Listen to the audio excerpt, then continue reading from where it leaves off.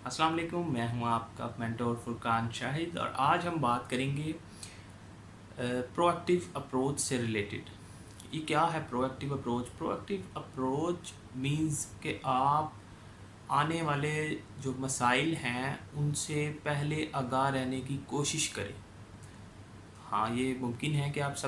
तमाम मसाइल से आगाह नहीं रह सकते, तमाम किस्म की चेंजेस से आगाह नहीं रह सकते, तमाम किस्म की कंटिजेंसी फैक्टर्स से आगाह नहीं रह सकते, लेकिन इस चीज़ की कोशिश की जाए कि आप प्रोएक्टिव रहें इन ए सेंस कि कोई भी चेंज अगर आपकी ऑर्गेनाइजेशन से रिलेटेड मार्केट में आ रहा है तो आप उससे बहुत ज़्यादा बाखबर रहें। अगर कोई टेक्नोलॉजिकल चेंज है, अगर कोई सोशल चेंज है, अगर कोई लीगल चेंज है, अगर कोई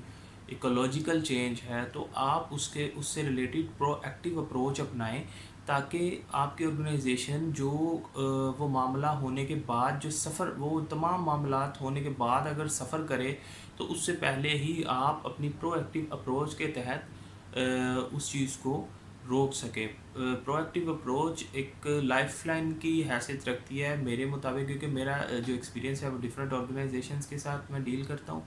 तो मैं हमेशा उनको प्रोएक्टिव अप्रोच की तरफ जाने का ही जो मशवरा है वो मैं देता हूँ, क्योंकि प्रोएक्टिव अप्रोच के तहत एक ऑर्गेनाइजेशन अपने आने वाले तमाम मसाइल को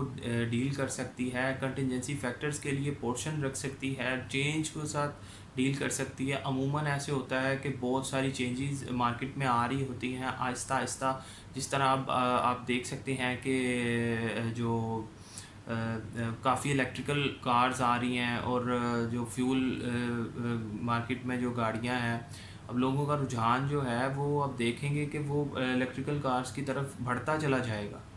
तो इसका एक ऑर्गेनाइजेशन पे क्या इफ़ेक्ट पड़ सकता है, पेट्रोल पंप्स के ऊपर क्या असर पड़ सकता है आने वाले दिनों के अंदर।